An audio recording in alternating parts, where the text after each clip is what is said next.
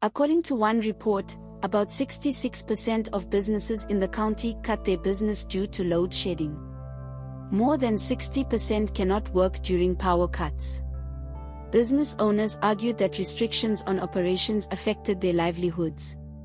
Nearly two-thirds of county businesses have had quit their jobs due to load shedding, according to a new report. However, business owners say that the situation is even worse and that they will face the danger of shutting down if power outages continue.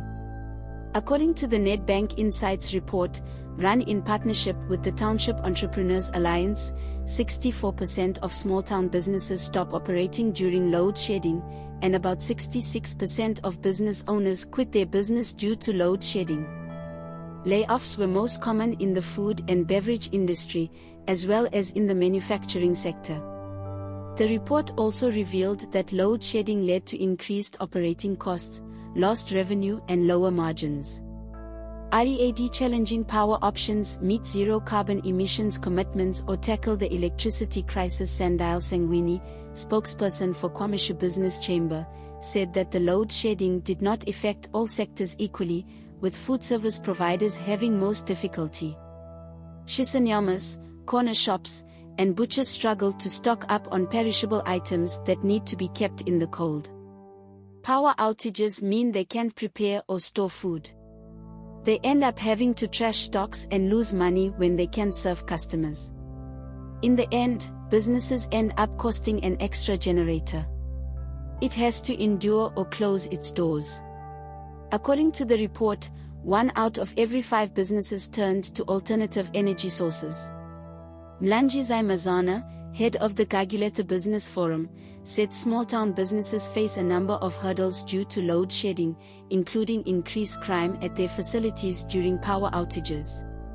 Because a small business doesn't have that luxury, they lose customers to larger chain stores that have generators, Mazana said. It creates unemployment and poverty. These businesses are small but employ 1 or 2 people.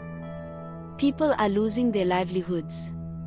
Mazana expressed concern that the challenges of operating during load shedding are creating a barrier for future entrepreneurs. Entrepreneur candidates get discouraged when they see the people they look up to close the shop, he said.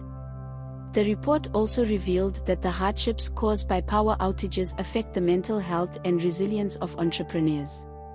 Paladi, a former restaurant owner in Alexandra, said the load shedding had greatly impacted his business.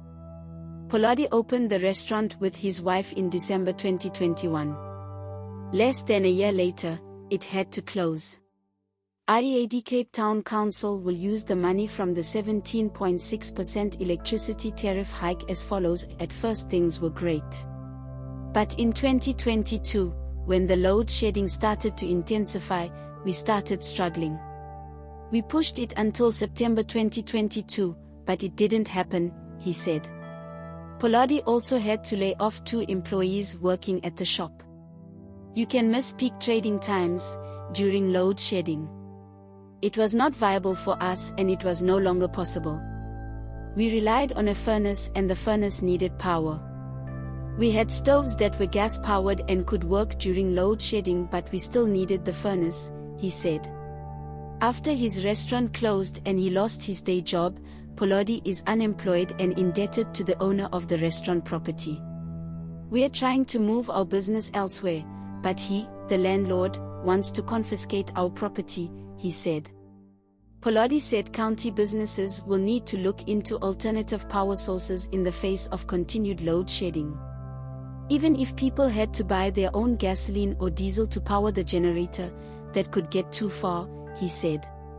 Dr. Azar Jammine, Director and Chief Economist at Econometrix, said research findings are not surprising, as small businesses tend to feel the load shedding effect most. He added that county government spending will make up only a small part of the country's economy, but it affects a large population living and working in these communities. If you look at the level of spending in these businesses, they probably don't make a significant contribution to the economy. But if you look at the number of people involved, it's much more relevant.